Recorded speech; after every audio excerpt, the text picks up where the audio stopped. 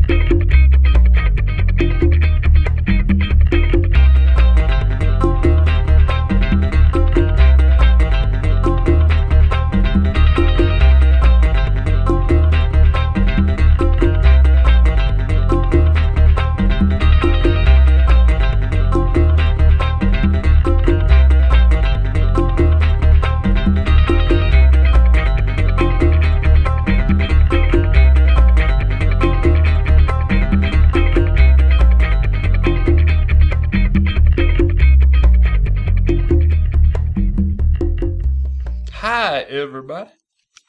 How you doing out there in TV land today? And stop the presses. Instantaneous news is Tara Strong won her Shorty Award. Amazing. Golf clap. Absolutely. Good job, Tara. And with that, we are here with an author of this book right over here. This one, Twilight Sparkle and the Crystal Heart Spell. And that would be G.M. Barrow.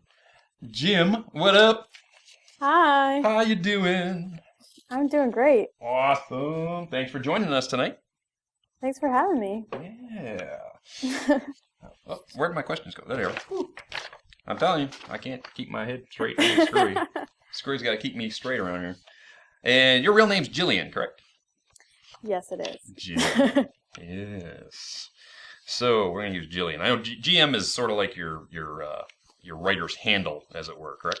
Yeah, you know, it's a little more distinguished. A little In a more way. distinguished. Yeah. Yeah, it's more distinguished. Or at least I like to think so. I don't know. I have no idea. Oh yeah.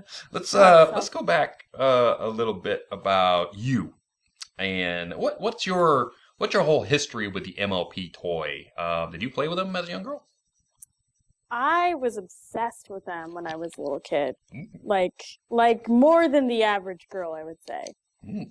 Which is funny. Actually, I have all of My Little Ponies. My Little Ponies, still in my bedroom at home. And I probably have about 20 of them. I mean, I need to go back and look at them again. I can see there's one specifically that I would not play with because I wanted her to remain pristine. She was like a lavender pony, and she had like long legs like Celestia almost, and like a yellow flower in her hair. Oh gosh, I loved them so much. Wow. Yeah. So if you had that sort of love for your ponies, did you do the same thing Lauren did, as she's talked about, where she made up like entire worlds in her bedroom and the ponies had their own little stories and everything? Absolutely. Yeah. I mean, like, I think anybody who is a storyteller does that.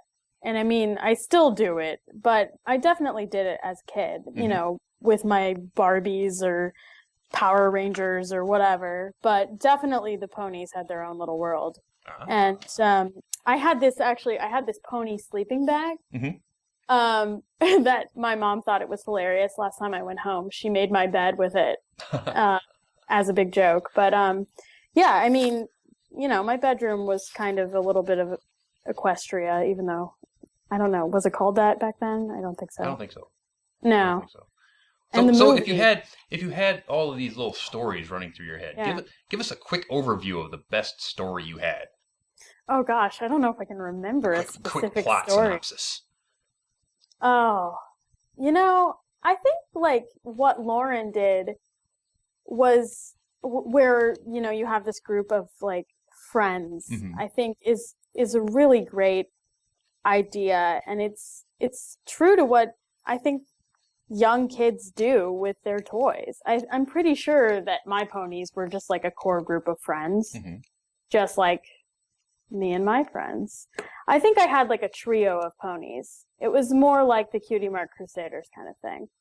I don't think it was like 6 ponies, because I had 2 best friends, so it was kind of like that.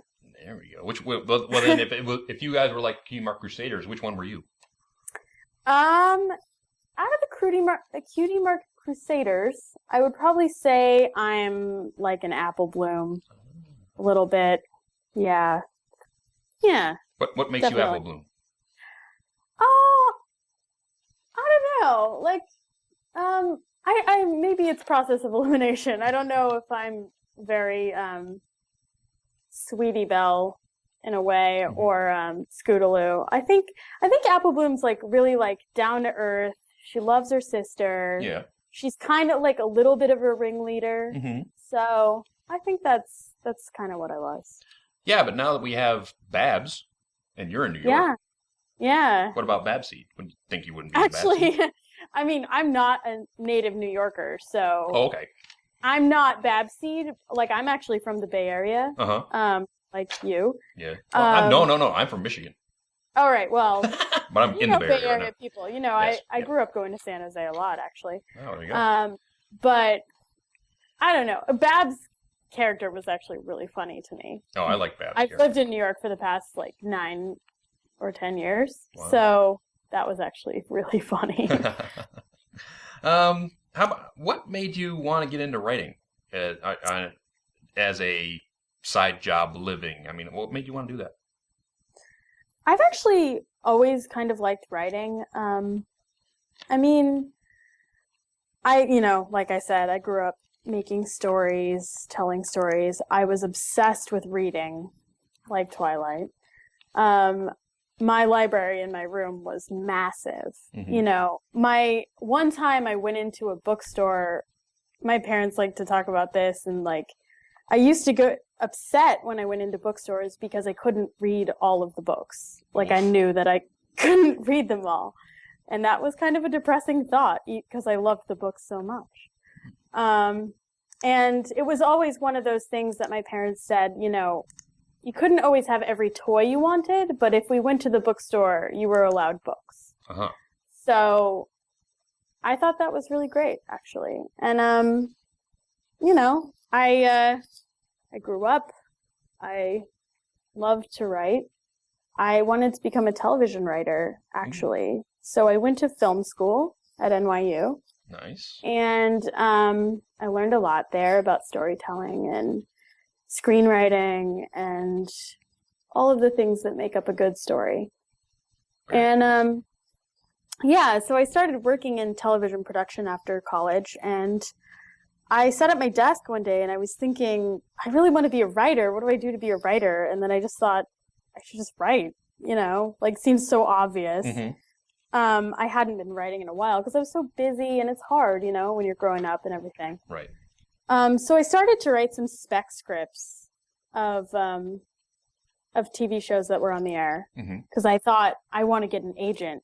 That's my goal, and you need spec scripts to get an agent. So I started writing a spec script of a well-known television show that was on at the time. And a friend of mine who worked in publishing said that her publishing company was going to be publishing novels, original novels of that show, and that they had no one they could find to write it, and did I want to try out? So I tried out for it, you know, not knowing what I was doing at all in terms of prose, but just going for it, and they liked me, and I kind of just like started going for it with that.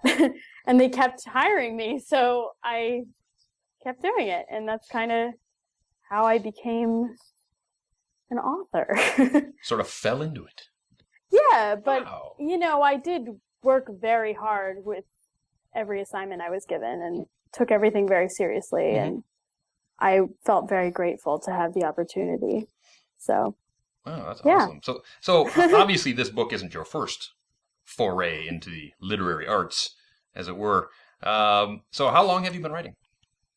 Well, professionally, Professionally, I've yeah. been writing for about 4 years.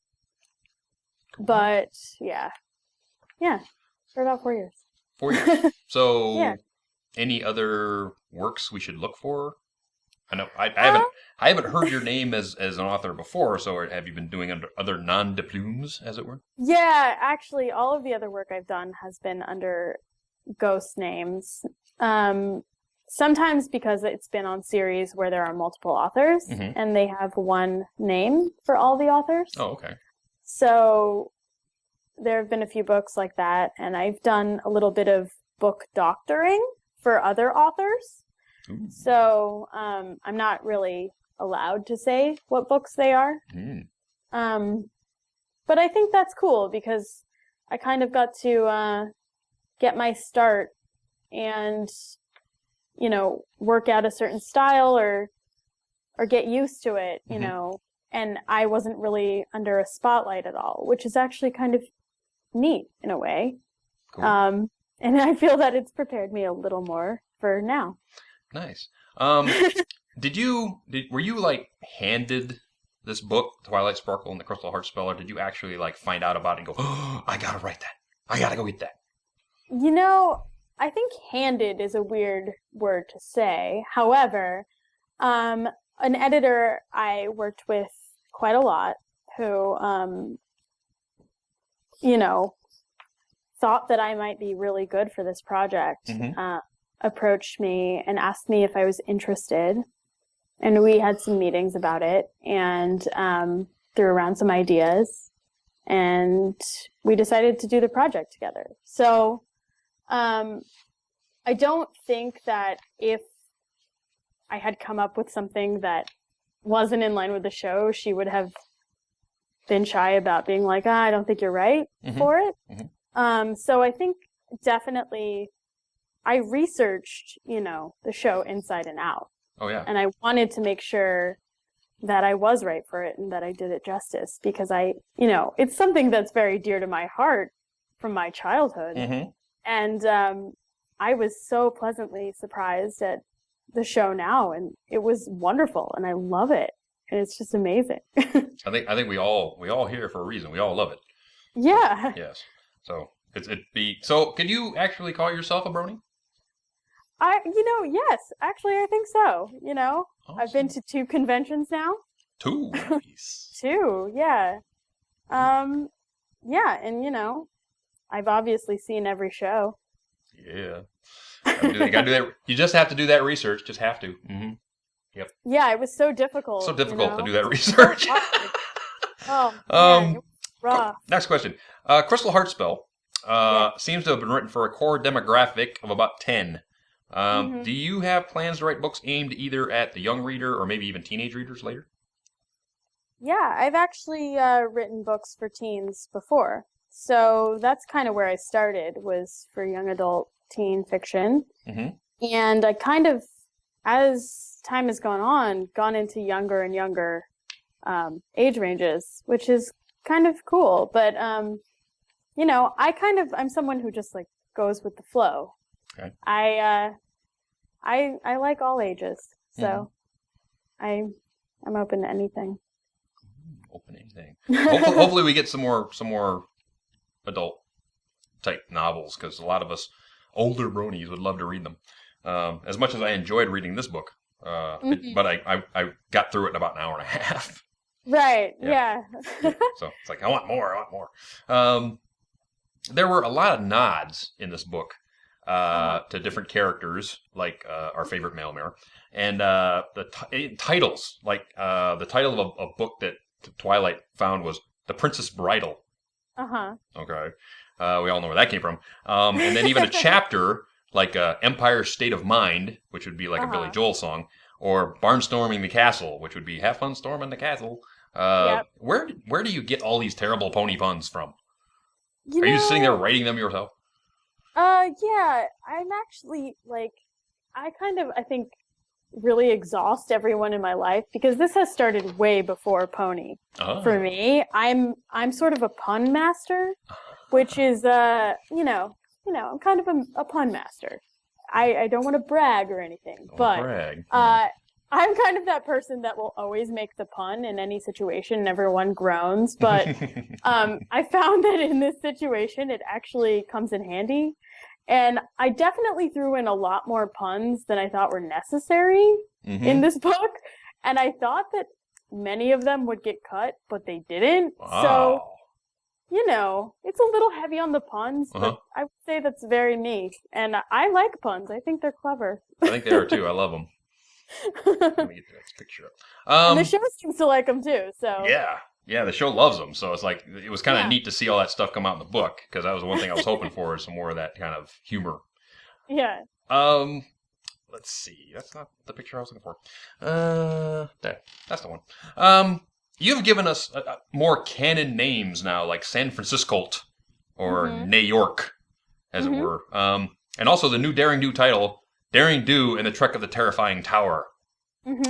Not giving away any future projects that you might be working on. Do you think that there's a market for a Daring Do series of books?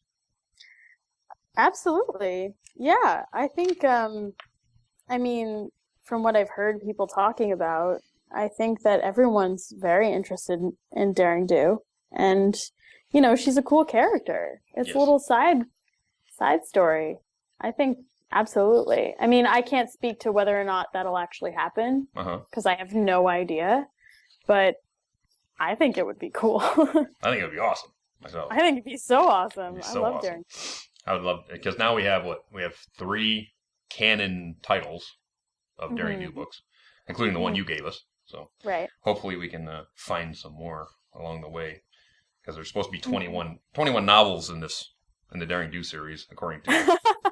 So I didn't even realize 21. Well, if you count the books on the shelf there's all. I think I counted 21.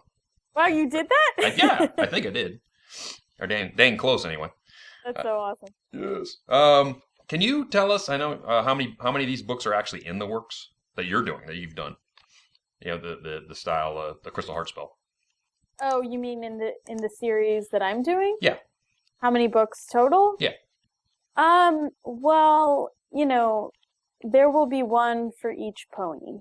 Okay. One for each main 6, as it were. Yes. As of now, the release dates are only out up until Pinkie Pie, which is July 2nd. July 2nd, yes. So it's an ongoing project. And that is all I can say about that. Darn. Shucky darn.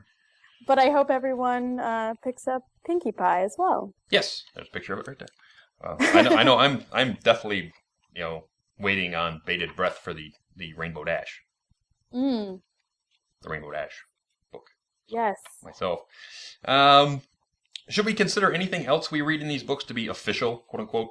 Meaning that's all canon, along as far as the TV show is concerned, like the San Francisco and the New York and the other things that you've put in your books. I know they have to go past. They got to get passed by corporate. So does that mean all this stuff ends up being canon now?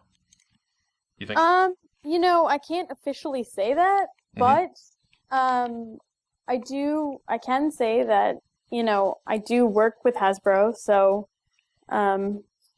you can think about that and, take that as you will. They read what I do and, we have conversations. So conversations, he says, people. They have conversations. We have conversations. Conspiracies everywhere.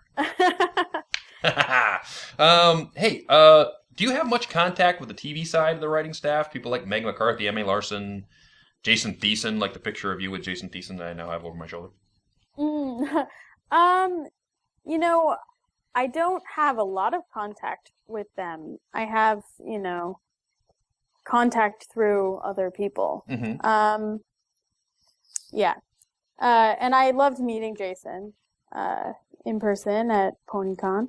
Yeah. That was really great. We had a great chance to talk, and he's so nice, and it was a lot of fun. He's quite the guy. I hear he is very nice. I'd love to meet him someday. Yeah, really, really nice guy. Yeah, I was just wondering if your book has to go past TV people so that they say, well, this doesn't work, or we're working on this, or this won't work because of something we're doing on the show? Did any of that type of stuff happen? Yeah. Absolutely. I mean, I think Katie Cook and Andy Price have talked about this a little bit too in interviews. Definitely. I mean, even if we're not talking, we're all working together to produce something. So, you know, I don't know. Yeah, I don't want to say too much about it, but we definitely are all working together towards this brand and towards this universe. Yes. This universe. This universe. It's a tiny universe. Yeah. I'm not going to sing the song. How about this? Would you want to write a script for the TV show? I mean, yeah, absolutely. I would love that. Absolutely. What would you? I mean, essentially, the stories I'm doing are like little episodes of the show. So, I like to think I could do it, you know? That would be really, really cool. You ever think of sending a spec script in to Megan McCarthy? You know, from my experience and my knowledge of the way this all works, that wouldn't really be the best idea. You can't really...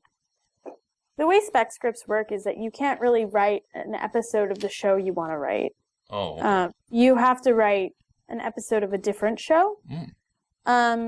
I don't know how many people know this or if I'm covering something totally obvious, but spec scripts are meant to show that you can capture voice. Okay. But if you write a script of the show that you want to write, they can't really read it for legal reasons because they don't want you coming back and saying you stole my idea.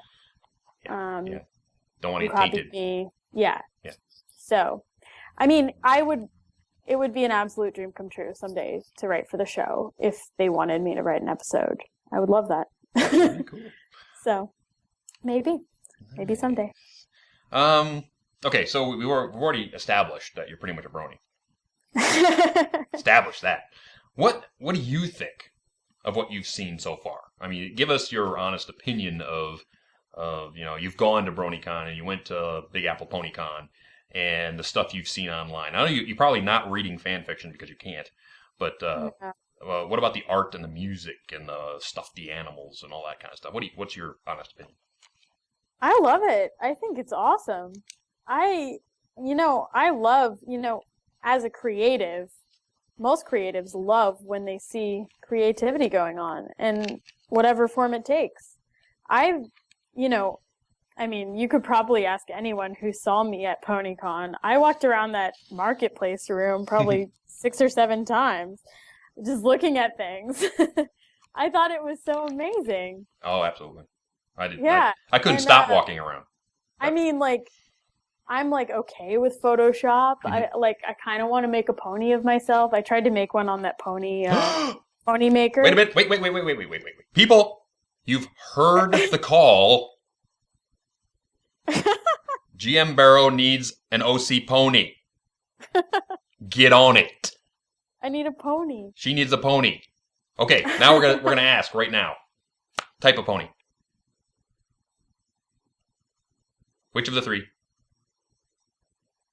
I think I'm an earth pony. Earth pony. There you go. Earth pony. I do. Mm-hmm. I think as ponies go, of the main 6, yes, I identify most with probably Pinkie Pie first. Okay. And then Twilight for bookish reasons. Mm-hmm. And I also love animals, so maybe a little bit of Fluttershy. But I guess that covers all 3 pony types. Okay, so what's your favorite color? My favorite color is green, or green. Teal green. Teal green. Yeah. So teal green pony, Earth, cutie mark. I don't know. It would probably either be like some sort of a book with some sparkles or something, or I'm also obsessed with space. I love space, so maybe some planets or stars or something. I don't know. There you go. Yeah. Mm-hmm. Long or short mane? I don't know. Long, I guess. Long way.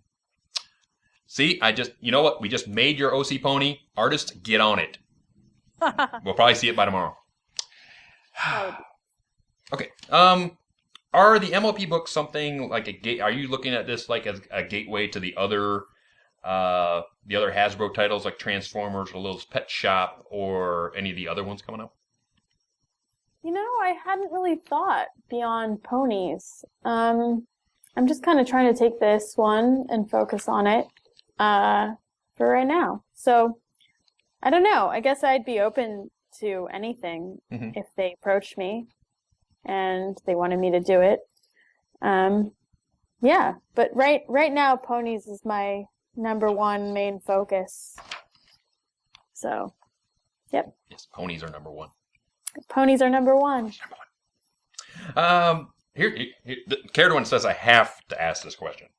So, okay. What does your dad think of all this? My dad thinks it's so cool.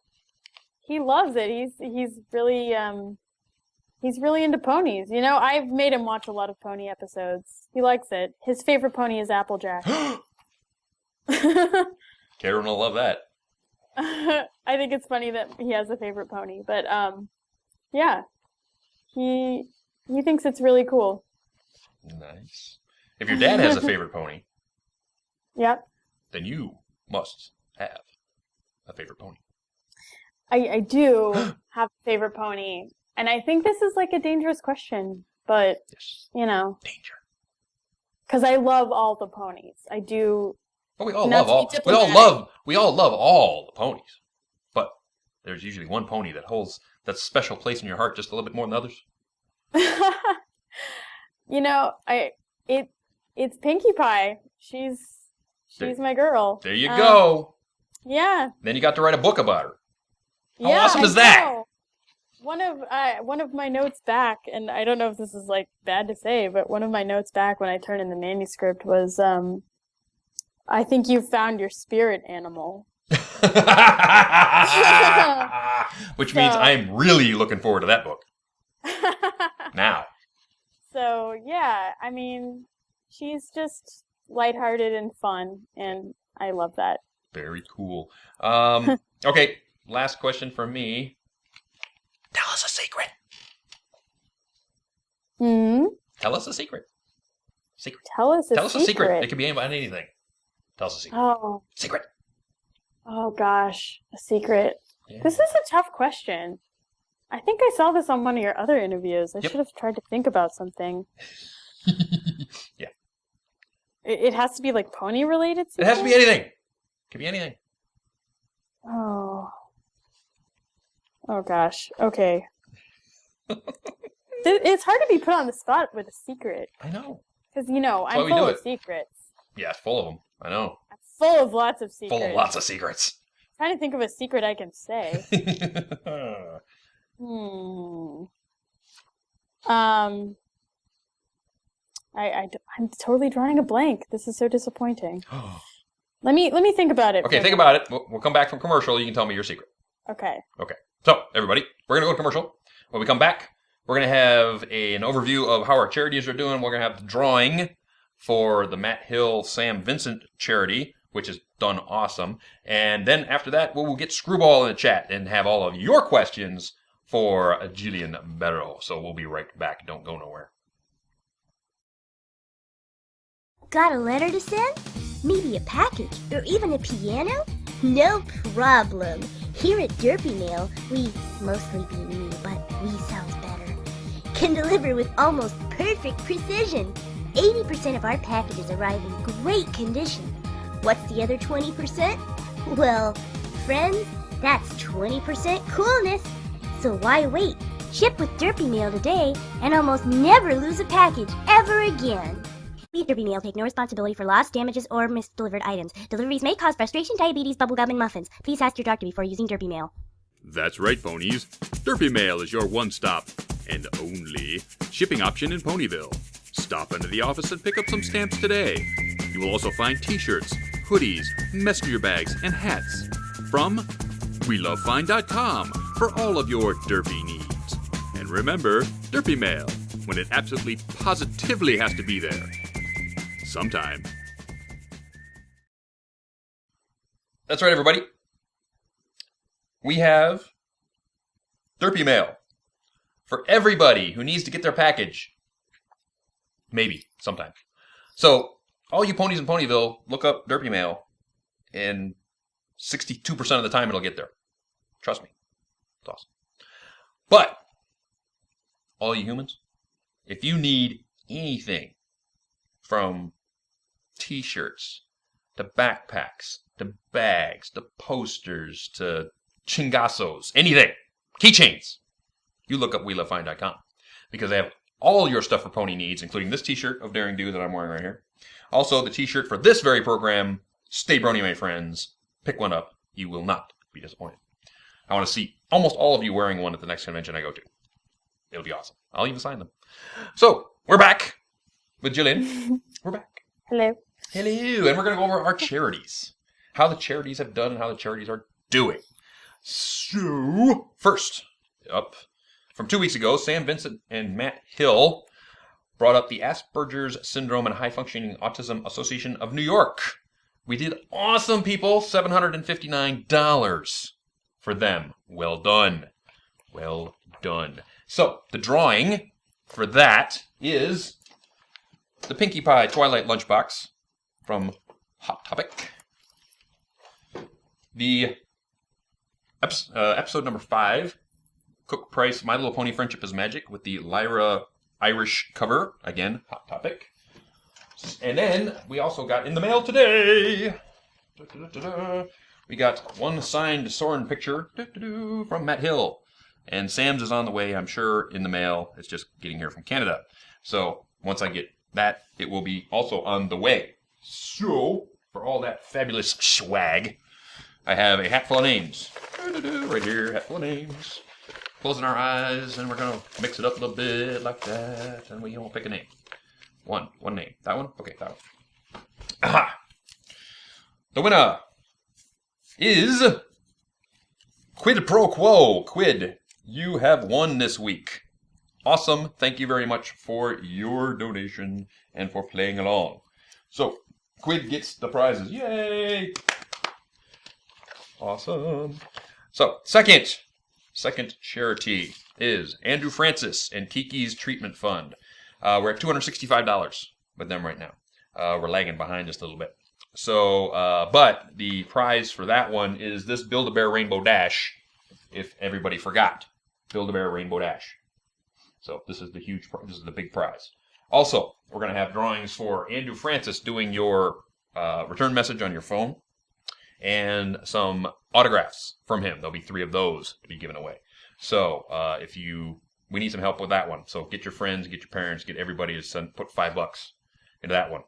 And then GM, now it's your turn. Your turn. What would you like? What would you like the Brony Army to give $5 to this week?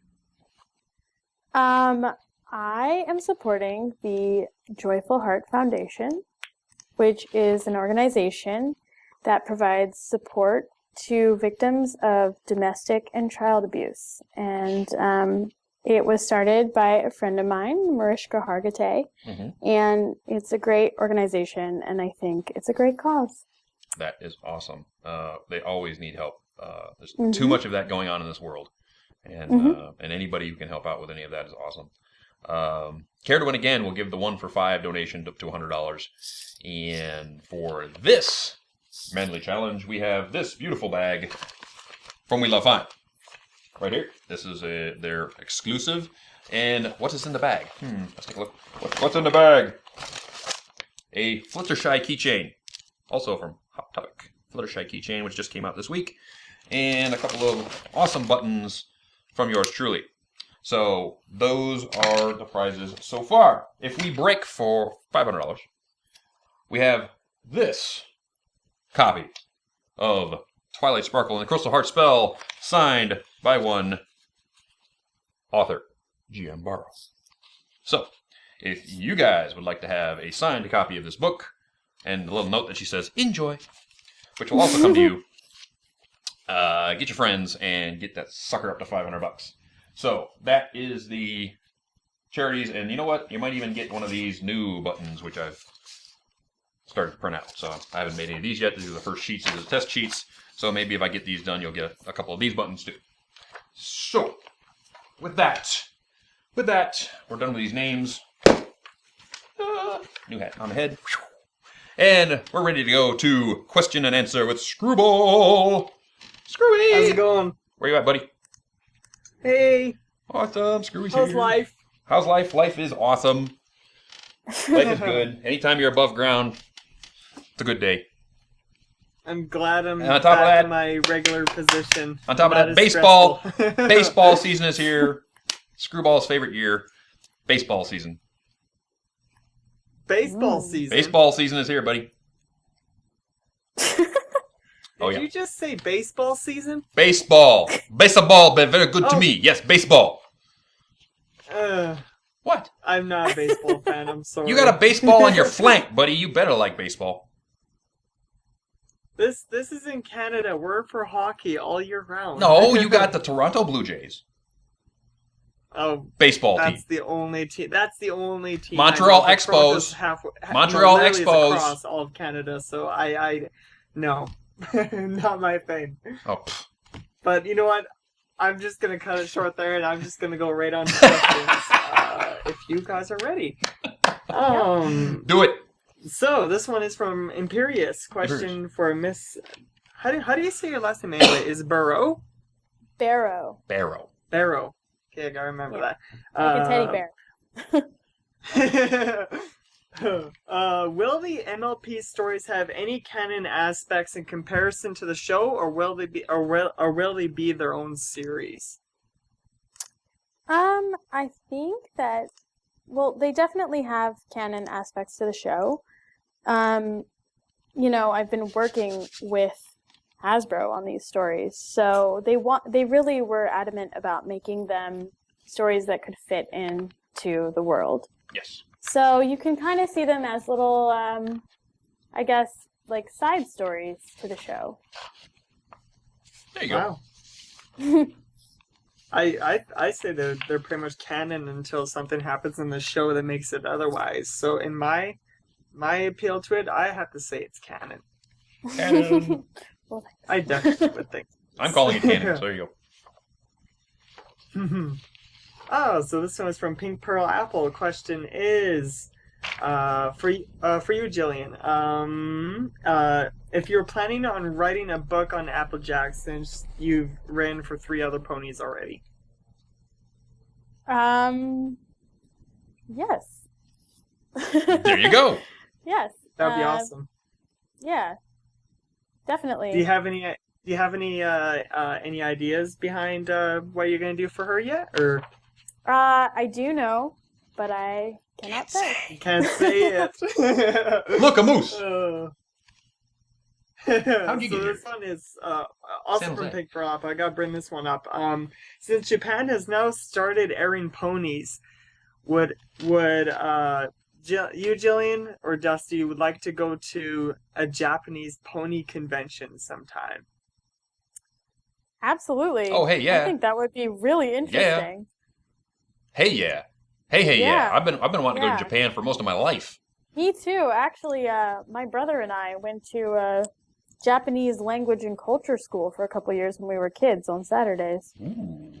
One up on me. I wasn't very good at Japanese language, but it was fun. Maybe we should take up classes before we even bother going over there. Yeah, I should go back. So this one is from Gavin Japp. Our question, Jillian, what books did you read when you were younger and or still read today? Oh, that's a good question. Good question.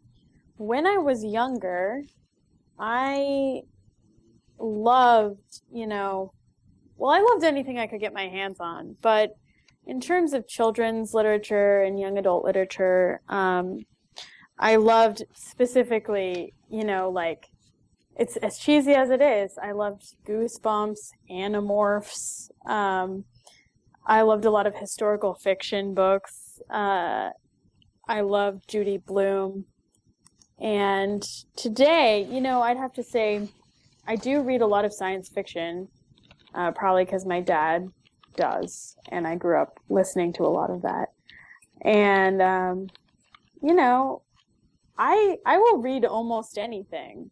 I obviously read a lot of young adult novels because of my field of work. I love Harry Potter. I love The Hunger Games. I love all of that stuff. I'm kind of, as boring as it is, one of those people that likes everything. And I'm the same way with music too, so it's not surprising.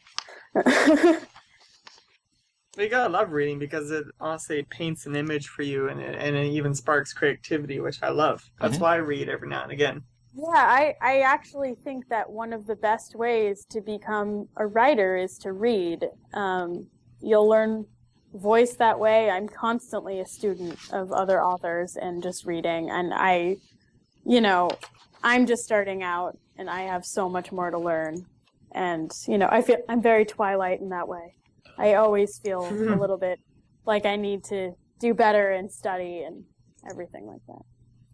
See, I thought Twilight was going to be your most favorite pony. I do. Instead of Pinkie Pie. I do love Twilight. She is, I identify with her very much. But, yes.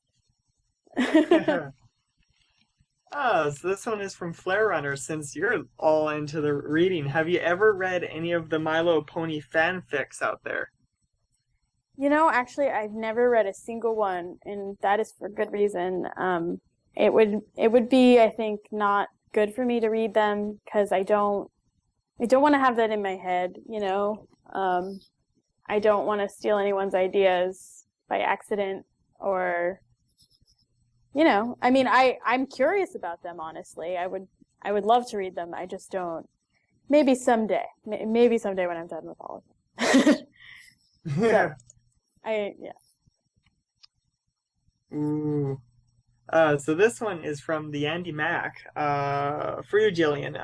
If Hasbro were to give you free reign to write an MLP book for the adult audience, more for us more mature people, would you do it? And what would a good story be? Oh wow. Yeah, of course I'd do it. I think that could be a lot of fun. You could explore some other themes. But I don't honestly know what a good story would be off the top of my head because I marinate ideas for a long time. So yeah. I couldn't really just spout one out right now. It's all right. That makes sense. So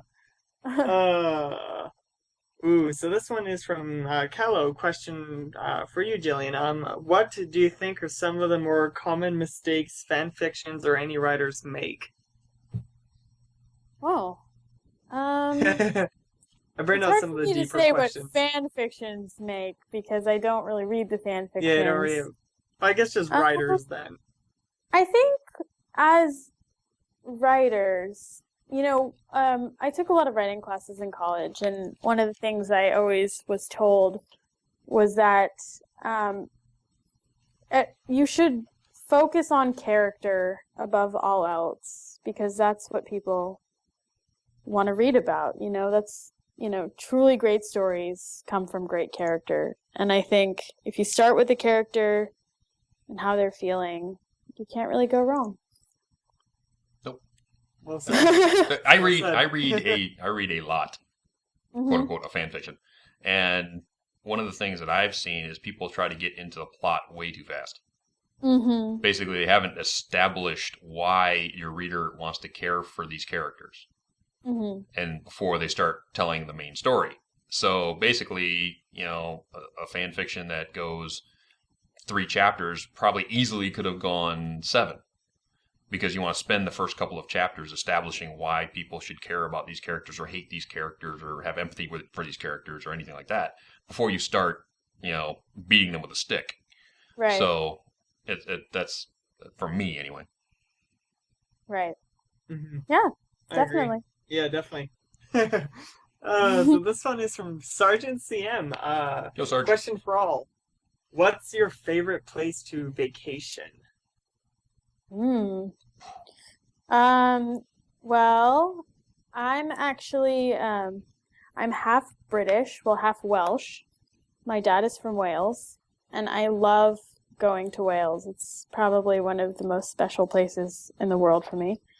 And it's just awesome. And actually, wild ponies there, wild Welsh ponies. Wild Welsh ponies, yes. I've run into wild ponies there several times, and it's pretty cool. I think my favorite vacation is anytime I'm not at work. Or when I can take a week to do. So right now.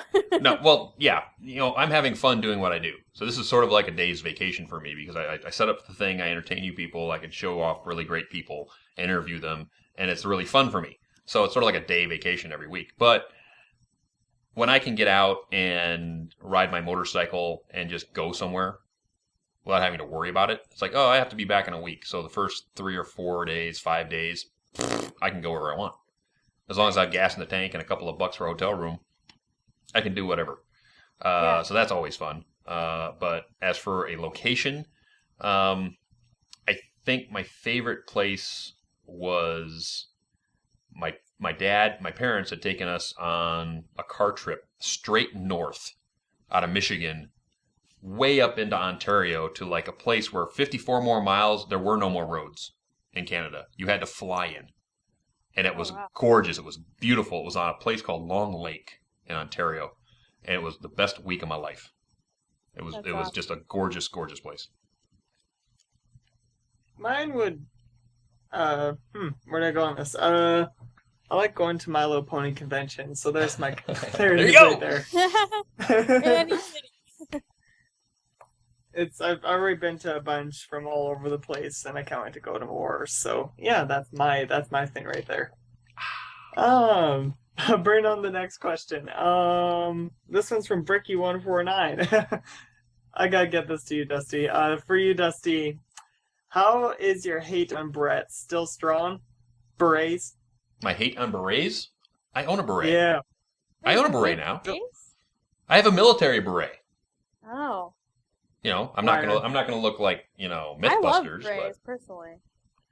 Yeah, well, let's see. I'm bald now. You see, so as soon as I shaved my hair a year ago, people are going, "Oh, you must wear a beret." It's like I don't want to look like Jamie from MythBusters because that's him. Yeah. I'm me. That is a little bit. Yeah. Yeah. So it's one of those things where I haven't worn. I have a military beret, which is completely different. So yeah, but I have a beret. Right. I don't completely hate them. You're just not gonna wear it. I'm not gonna wear a Jamie from MythBusters beret. So. 1 second, I'm just doing this quick read through. Okay, here we go. So this one's from Samuel. This one's a tongue twister. Samuel Ito. Question for you, Jillian. Did you study writing before college, and if so, how/where did you study it?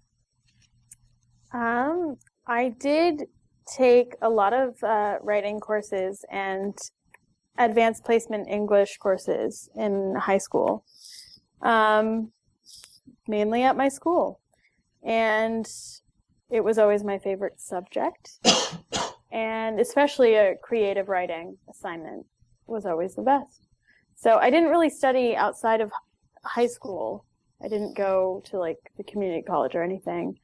But after college, I also took some online courses in Media Bistro. And that is the extent of it. College, Media Bistro. So in other words, people, if you want to be a writer or good at anything, continue to learn. Yes, absolutely. Just because you're out of school doesn't mean you stop learning. No, I mean, I took the online courses after I had already published a couple of books. Yeah. I think that I still have massive amounts to learn, and I enjoy learning. So I totally encourage that. Just keep practicing. There you go. All the time. Mm-hmm. So this one's also from Samuel Leto. I can never get that word or name. I'm gonna try showing this as best as I can. So for the books you've written, where do you look for inspiration? I think I look for inspiration where most people do. You look around you at the people you know and the situations you've been in, and you try to take a situation and, I guess ponify it if you're writing a pony story. I've definitely, thinking about Twilight Sparkle and the Crystal Heart Spell. Back in high school, I was student body vice president, and I definitely used a couple feelings I had from that time, trying to be a good leader, to think about, the story. And it's very watered down by the end, when it translates to the actual story, but you can find inspiration in almost anything. Relationships with friends or family.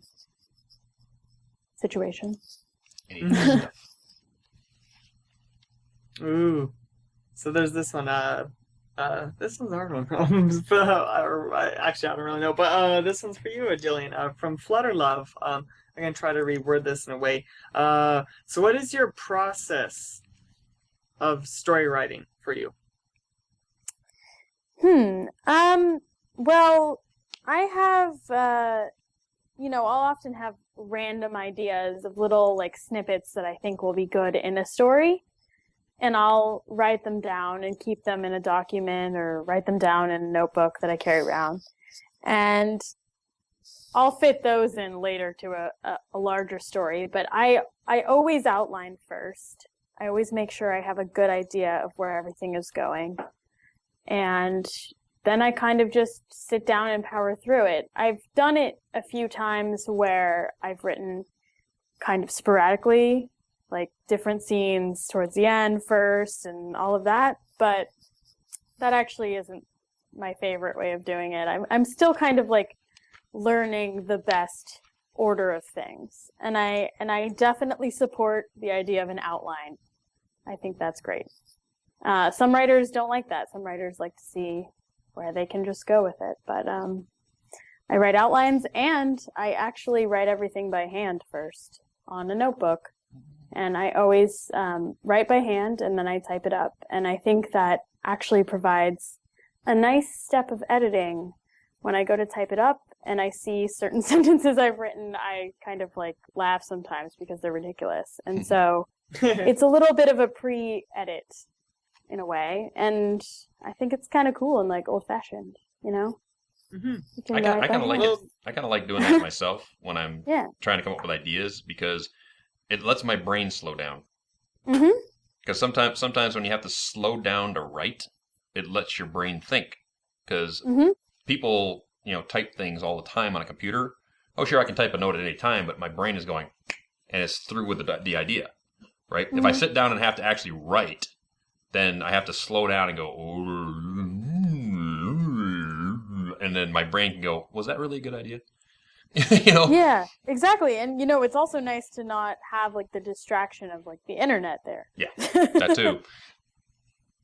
So I'm no level of writer like you, but when I'm writing, my friend and me like to send back stories to one another, and my way of process is I actually like to listen to orchestra music a lot. So what I do is I pick favorite songs, listen to them over and over and over again, and actually come up with a story as to what a movie would be like through that song, if you know what I mean. That's great. It's a strange process. It's a very strange process. A lot of people wonder how do you do it. I'm like, I don't know. I never give out these stories to anyone besides that one friend, and he That's a great way to get it going, whatever works to kind of get your creative juices flowing and get into the mode. Totally. Yep. Ooh. So this one is from James Justice! Whoa. That's Dusty, you tell the story. Okay, he's our resident superhero, whose actual name is James Justice, Oh, wow. who can manipulate cornflakes with his mind. Oh, my goodness. Yes. You can write a story on that. Totally. Mm-hmm. But question for guest. Have you ever written or wanted to write for a different form of media, such as comics, music, newspaper, etc.? Yeah. Actually, I really like drawing, so I've always kind of thought about writing a comic strip. In college, I took animation. I took hand-drawn animation, which was really fun, but very tedious. So I would definitely consider writing like a comic strip or some sort of a graphic novel. I don't know if I would, draw the entire thing. I would probably need an artist, but I think it would be really, really cool. That would be really cool. Stay tuned for your work then. Yeah. Ooh. So this one is from Firemain. This one's for you, Dusty, and me. And I like this one. I would bring up. How was it being towards me? How was it being in Power last week? And Dusty, do you appreciate Screwball more that you got to see what he has to go through? I've always appreciated Screwball. I've always appreciated Screwball and his help on this show. Let's get that straight right now, people. Okay? Let's get that straight right now. Screwball is an integral part of this show, and I couldn't do it without him. Period. I just can't believe how much you have to go through. Last week was just, oh my god, I understand how you're so stressed out. Oh my god. Sometimes. It's breathless, really. It really is. I just can't believe that you can go through that every week, and the setup, the getting ready, and all that. Then it's like, I wish I could just do more, but apparently I'm doing enough. You do awesome, Screwy. You're awesome.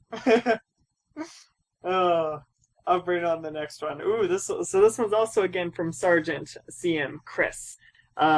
This one's for you, Jillian. What is your dream car? Oh, wow. Dream car. Actually, maybe this is going to be a really geeky answer. I really, really want a Mini Cooper because I think they're so cute. When I was a kid, I really I wanted a Volkswagen Beetle because they're kind of like, I wanted like a pink one, of course. Mm-hmm. Like a pink sparkly VW Beetle. But no, now I think that I would like either a Mini Cooper or a smart car because they're so small. You'd like this. My brother actually has a Mini Cooper. Really? A 2009. Wow. Is it cute? It's an amazing vehicle. It is just wow. Like, I don't know how to best describe. A lot of people think that it's gonna be small and crowded, it's but like once driving you a get in, you're go-kart. like, oh, come on! I've driven one. What year was this Mini Cooper? It was about the same era, but it was like, I'm 6'3", dude. That kind of makes sense. Small cars, to me, like, you can find like a little tiny parking spot and you can fit in it, and that's awesome. That would be a lot more roomy than I thought it was going to be when I got in. But I love its power. I love its features. It has some really interesting ones, like some of the smallest details from wiring that's built right inside the windows, so that if it frosts over, it melts it all in like 15 seconds. It's me and my brother have. Awesome. I thought maybe I needed to come up with a better dream car because, like, they're cool cars. I actually owned Volkswagens when I was younger. They're actually. I did go to the Aston Martin factory once when I was a kid, and that was pretty cool. Nice. But That's the weirdest thing about Mini Cooper, though. What is? I don't know if it's for all of them, but on the window. If it was to fog up, you'll actually see an advertisement for one of their vehicles actually somehow imprinted into the glass that you cannot see until it's fogged over.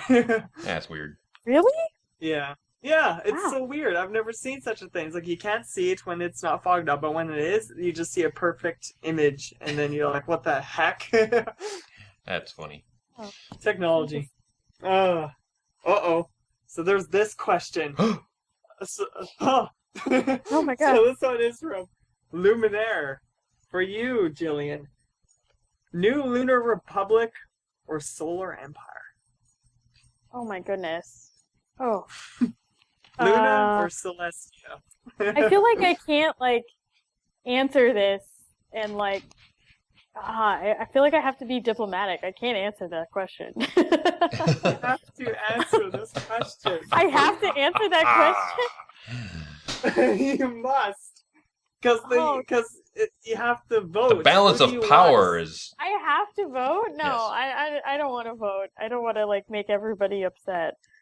You have to support your pony government. Well, maybe I'm still deciding. Okay, I haven't decided. Okay, we'll push that back on you later then. Okay.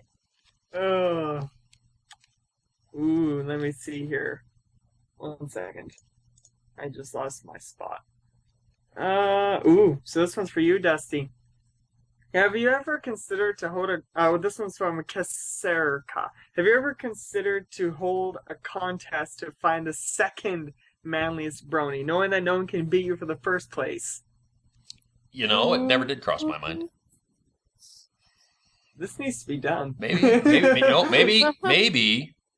we'll have it at a convention. Oh, I was just thinking that. Yeah, the must. What would determine that then?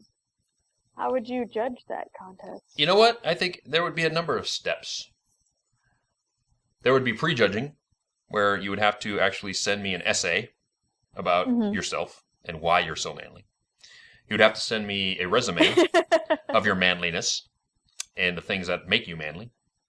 And then there would be the actual practical, which would be at a convention, where you would have to prove to me your manliness by your aura and a one-on-one discussion with moi. I think that would be it. But stay tuned. It might happen. Well, I hope that happens. I want to see this. So this one is from Eclipse. For all, if you could make any pony real from the show, who would it be? Real. Oh. That is a good question. Sparks the creativity. Sparks the mind. Oh.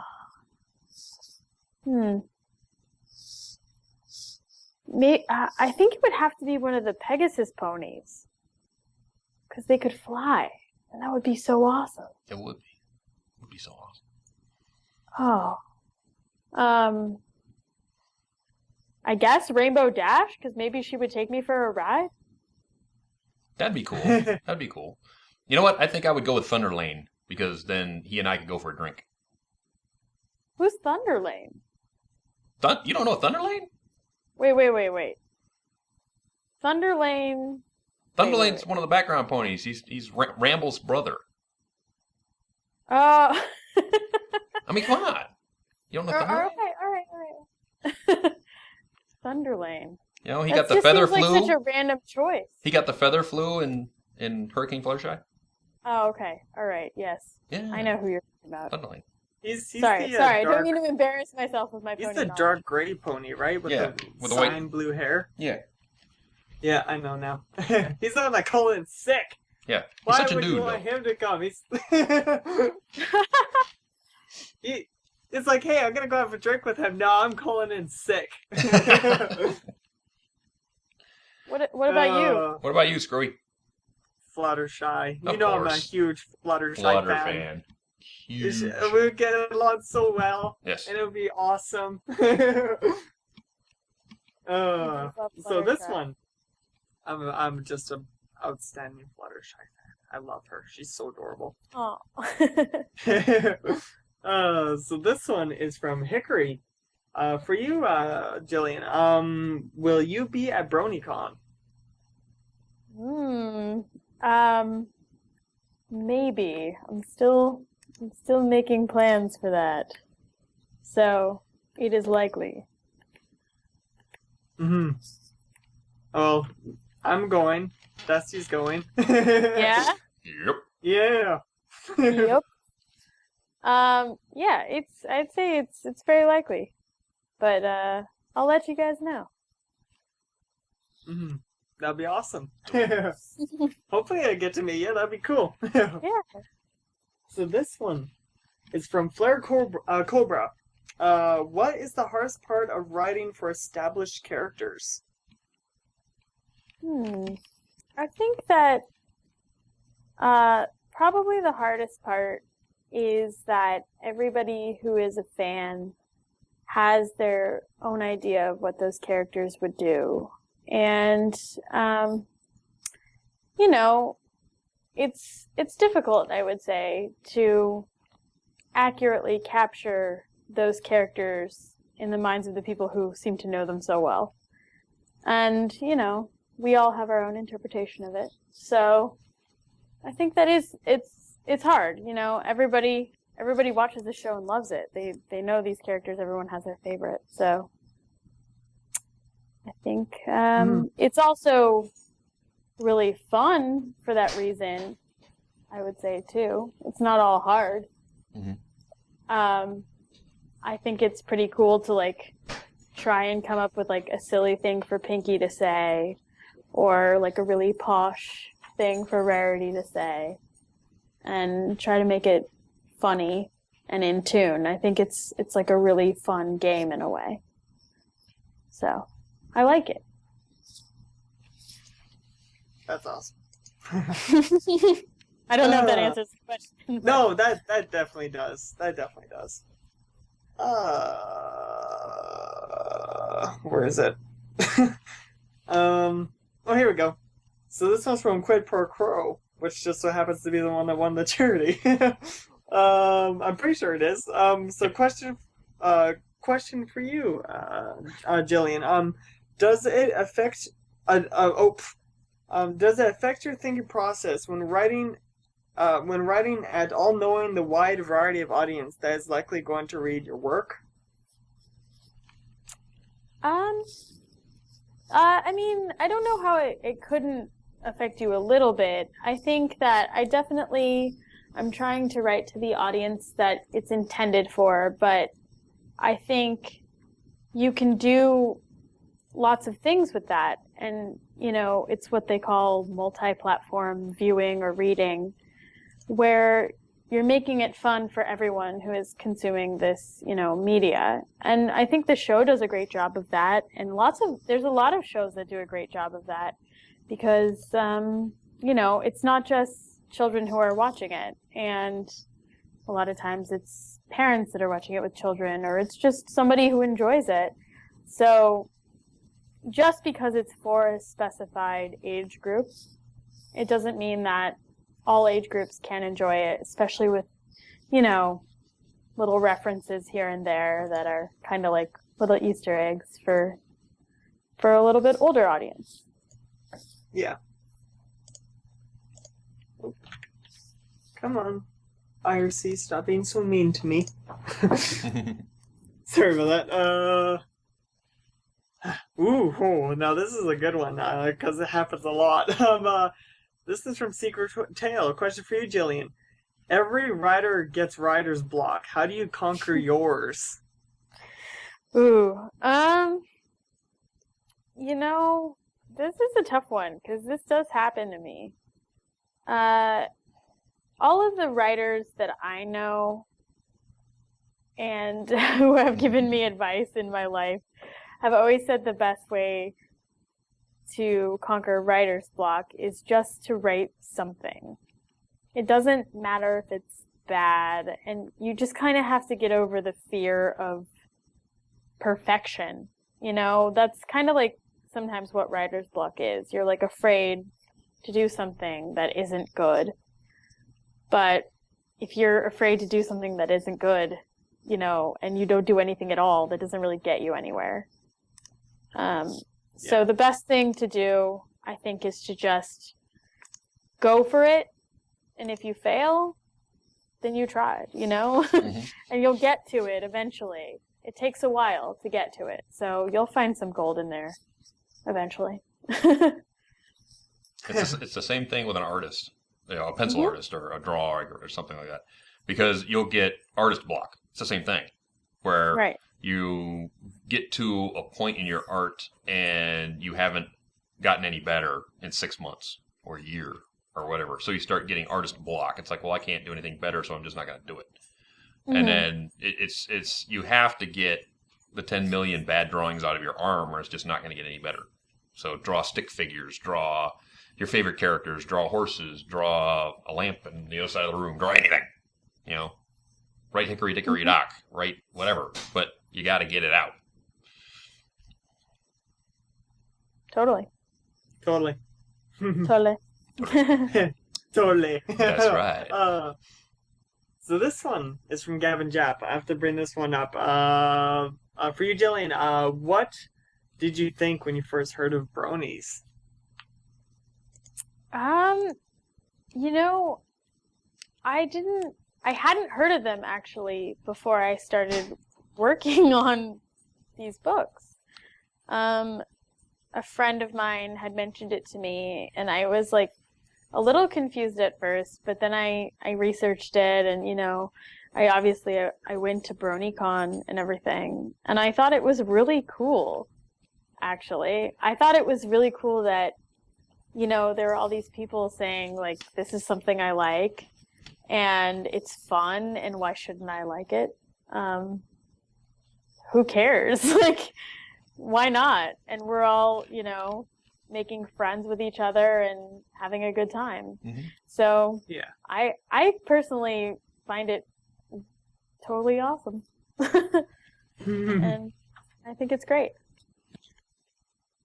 Totally. Yes. I don't know why I'm saying that so much. Totally. No, it's all right. It's like a new thing. It's all right.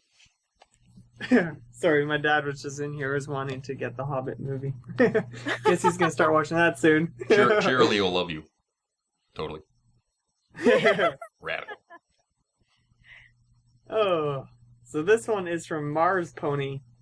Question for you, Courtney. Courtney, gee, where the heck did that come from? Where did it come from? Jillian, so sorry. Oh wow, that embarrasses me. So, is there any fan-made music that you're a fan of?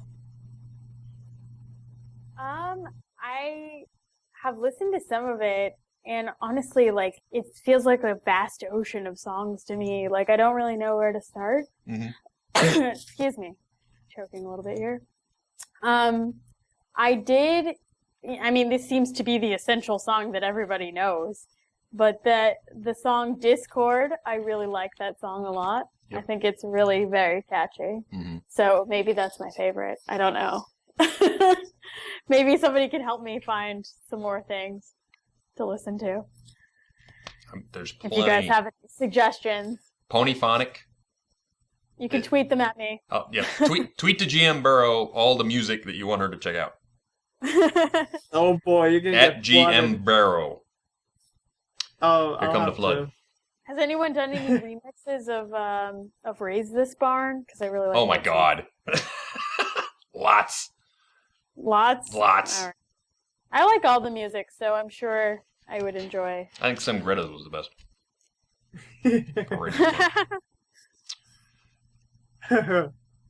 Oh, pardon if I'm cutting in and out or anything. My internet's actually just right now is just having some problems, which is odd, but hopefully I'm coming through just right. You're free and clear, dude. Keep it going. Okie dokie. Ooh, so this one's from Frozen Sound. For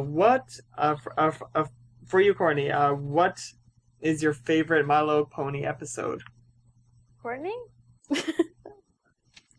Is that for me? Say again? Courtney? Oh, sorry. What is your favorite My Little Pony episode? I was wondering if I was going to get this question. It's so hard to choose a favorite. I do have a few favorites. I love the Cutie Mark Chronicles. I think it's so adorable. I love seeing all the ponies as little billies. Mm-hmm. Oh gosh, what else? I really like The Best Night Ever. I think that's great.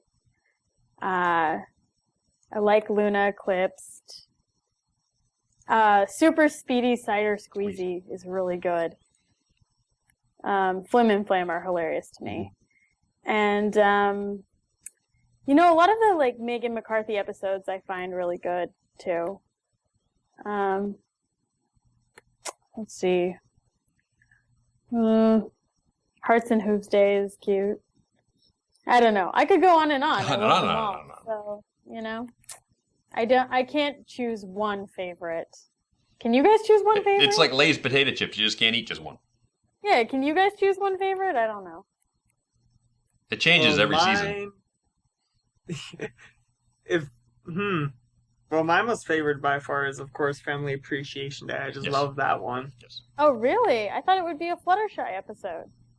I know, but it's just the way they show the history of Ponyville and stuff always makes me cry, and I love it. Yeah, it's my episode. I know. Even though Fluttershy is my most favorite, I just love that episode a lot. Yeah.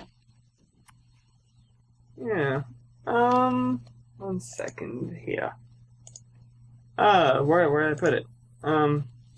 So here we go. So this one's from Dojorkan. I hope I said your name right. This one's for you, Courtney. At what point did you start writing the books for the show? Was it between season 2, 3, or during season 3? Oh, you know, I guess it was. I don't really know if I'm supposed to say this. It was before season 3. Yeah. All right. Before Nice. season 2. Also, who's Courtney? Why do you keep calling me Courtney? Screwy. Jillian. Jillian, not Courtney. No, it's okay. It's just funny. Wait. You keep calling her Courtney. Why are you doing that? Did I really? Yes. Yes. Why am I doing this today? Buy some apples. It's funny. Oh boy. Rainbow I'm Dash killing is very myself here. disappointed Long in you. day. Oh. Sorry. My internet's doing that thing again. Guys still there? Yeah, we're here. Okay, yeah, sometimes you guys keep cutting out on me, so I might be having problems. Keep going. But just so you know. So this one's from how do you say this? In New Croft. So this one's I'll put this for everyone. For everyone, do you watch anime, and if yes, what is your favorite? Anime. Yeah, Japanese animation. Oh yeah, no, I know what anime is. I haven't watched anime in a while. My dad and my brother really, really love it. I've caught some episodes of things with them. But as a kid, I was obsessed with Sailor Moon, if that counts. Yes, it does. I was actually talking to Purple Tinker about my collection of Sailor Moon cards when I was a kid and how epic it was. So Sailor Moon and Pokemon, I loved. Haven't really had a lot of anime lately, though. I was huge into Pokemon when I was a kid. Yeah, Pokemon was great. it was. I had like what about a you, Jigglypuff Dusty? stuffed No animal. one knows mine. I keep saying it, but nobody checks it out. It's Science What is Ninja it? Team Gatchaman. What is it? Science Ninja Team Gatchaman. Oh. It was called Battle of the Planets in the States. Hmm. That was back in That the sounds- 70s. I'm old. Oh. But right now we're watching Black Lagoon with Marika. Oh my goodness! Yes. Oh my goodness! Black Lagoon is probably my favorite at the moment. Oh my goodness! Okay, my friend Ramble, he gave me the Blu-rays, Yes. and for the past week I've been watching them, and they are just they're amazing. They are just outstanding. Awesome. I would have to rank it up with Dragon Ball Z because it is just wow. Cool. I love Black Lagoon. If you haven't seen it, What is it about? Jillian. Oh, it's a very adult title. Oh. It's not like that, but it's basically violence and lots of it. Oh wow. Yeah, it's basically an adult style anime with adult themes of piracy and violence and things like that. So But the story is really solid. the story is real good though. It just keeps you Sounds on your interesting. on your toes, and you're like, whoa. Maybe I'll check it out. Check that one out. Yeah. 1 second. Where is it? Ooh. So this one. Oh no. Damn it all. Okay, so this one is from Douglas. For all in the show My Little Pony. Who's best pet? Twilight Sparkle. Best pet. Oh. Well, I mean, Gummy. Gummy is best pet, she says. Did you get my picture? Yes, I got your picture. I got it right here. Let me put it up. I showed it earlier, so let me get Jillian with Gummy. That one. Yeah, here it comes. Oh wow. I was actually Yep, there she is. honestly sorry. Damn internet, I swear. I'd have to agree, Gummy as well. Really Really? awesome. I think Twilight Sparkle is best pet. Oh no, she couldn't be Rainbow Dash's pet. That's right. Then I would have to say best pet would be Tank. Thanks, pretty cute. Tank with Pee-wee being a close second. Mm. Tank is pretty awesome. Tank is Yeah, pretty that's true. Ooh. I was actually looking through some of the messages I got, and there's actually been a few people that have been sending through OCs for you, Courtney. Oh, I did it again, didn't I? Did it? I swear! But I'm going to... Ah! I'm gonna buy some apples all over you on this episode. Who's Courtney? I don't know! I don't know where it's coming It's from. his secret girlfriend. He can't get her out of his mind. Wow. I bet. don't even know where it comes from. I really don't know. But yeah, I gotta send you these pictures after show because there's a lot of good ones, I'll tell you that. Really? Wow. Awesome. That's so cool. We got time for about one more. Screwy, make it good. Okay, let's see here. You put me on the spot, huh? Actually, from Pink Pearl Apple, she just would like to say to you, Jillian, I actually got it right. She just wants to say this as a comment. Thanks for supporting a charity I fully support. As she too has actually been going through emotional abuse, and she'd just like to say thank you so much for doing that because it means a lot to her. That's awesome. Yeah. Yeah. Well, thank you. Thank you for listening, and I hope that things get better. Yes, it will get better. Yeah. Ooh. Yes. And with that, Now we're right up against the end of the program. Rainbow tells me we have to go. Don't you, Rainbow? I know. I know you have things to do, and we can't stay here all night. But I know. I'm gonna read the shows now. Stop. You go back to the house. Go back to your house. Go back to your house and hush. Okay. Hush. So we're at the point now where we get to read the wonderful list of epic original content you get here on Everfree Network every week. You start off with this program on Mondays, and then Tuesdays you get the Cutie Art Crusaders at 6 p.m. Pacific, 9 p.m. Eastern, where the CAC discuss all the best art there is to have here in this fandom. And then Tuesdays, Brony Clubhouse, and that is 7 p.m. Pacific, 10 p.m. Eastern. EQI is every other Wednesday, so this is an off week for them. No new show this week, but they will be back the week after. That is Wednesdays, 6 p.m. Pacific, 9 p.m. Eastern. Into the Spotlight with Osaka Jack, where Osaka interviews those bronies who are awesome but don't quite get the spotlight that they should in this fandom, and that is 7 p.m. Pacific, 10 p.m. Eastern on Wednesdays. Sketchy Sounds live songcast, where Sketchy will play his guitar for you live, and that is Thursdays, 2 p.m. Pacific, 5 p.m. Eastern.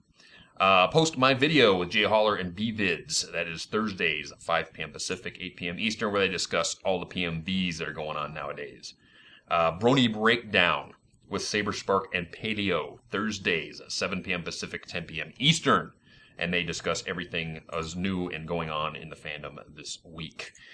Lunar Republic Takeover on the radio side. That is where Nightmare Moon takes over this very radio station and plays your requests.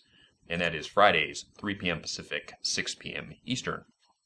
Then, Mixology with DJ One Trick, awesome show. That is Saturdays, 5 p.m. Pacific, 8 p.m. Eastern, unless he changes it and she just comes on whatever the heck she wants, because she does that because she's DJ One Trick. She does that. Saturday Night Songs with Michelle Krieber. When Michelle is not doing something else, she is usually here on Saturday night, and that is Saturdays at 7 p.m. Pacific, 10 p.m. Eastern. Blue Screen Bronies discuss gaming from PCs all the way to consoles, and that is Sundays, 5 p.m. Pacific, 8 p.m. Eastern. And then the Pegasisters Live. The Pegasisters will talk all about this fandom from the Pegasister point of view, and that is Sundays, 7 p.m. Pacific, 10 p.m. Eastern. That is everything that's going on this week on Everfree Network. And I want to thank, at this moment, Screwy for everything he does. And then Cowboy Dave for putting this thing together and getting it up on YouTube. Care to Win, my second in command, who helps me on this show immensely. Amy, my girlfriend, love you. Everfree Network for putting up with me. Final Draft for giving me the show. Equestria Daily for their continued support of this program. And you, the viewer, for coming out every week. And with that, we are going to say next week's guest. Take a guess, Screwy. Who's next week's guest? Take a guess. Say again? Next week's guest. Take a guess. Take a guess. Next week's take guest. A guess? Next week's guest. Take a guess. We've had so many people, but this person has not been on the show before. I don't know. You don't know. Not even a guess. Sorry if I'm just out of it. Out of it. Right now. Oh, jeez. Stephen Andrews. Stephen Andrews. Damn. My internet is killing me. I swear to God. Did you hear that? Oh. Hear that, Screwy? Stephen Andrews. Oh, wait, really? Really. Stephen Andrews will join us next week. So he doesn't get out very much and isn't interviewed very often. He works with, does all the orchestral background for all the music songs that are in the show for not only Pony, but LPS and a couple of other shows. So he'll have lots to talk about on the music side. So we are going to have a lot to talk about. We haven't seen him since Everfree Northwest last year. So it's going to be awesome to have him around. So, Jillian. So. Thank you for coming tonight. Thank you for having me on the show. Yes. This was really fun. And taking some time out of your busy schedule, I know. Because you got things to write, and you got TV shows to work on, and you've got tons of things. I'm pretty sure you're probably late for dinner at this point. Yeah. I gotta get home. Okay. Thanks a lot for sticking around and coming on the show. Yes, thank you guys. It was great. Thank you so much. Yes. All right, have a great one. Have a great one, guys, and we'll see you next week with Stephen Andrews. And make sure you go to manliestbrony.com and check out all of the Manly Brony challenges that are going on right now, including Jillian's. So, with that, we'll see you next week. Ciao. Good night, sweetheart. Well, it's time to go. Good night, sweetheart. Well, it's time to go. We hate to leave you, but we'll be back soon. Good night, sweetheart. Good night. Good night, sweetheart. Good night.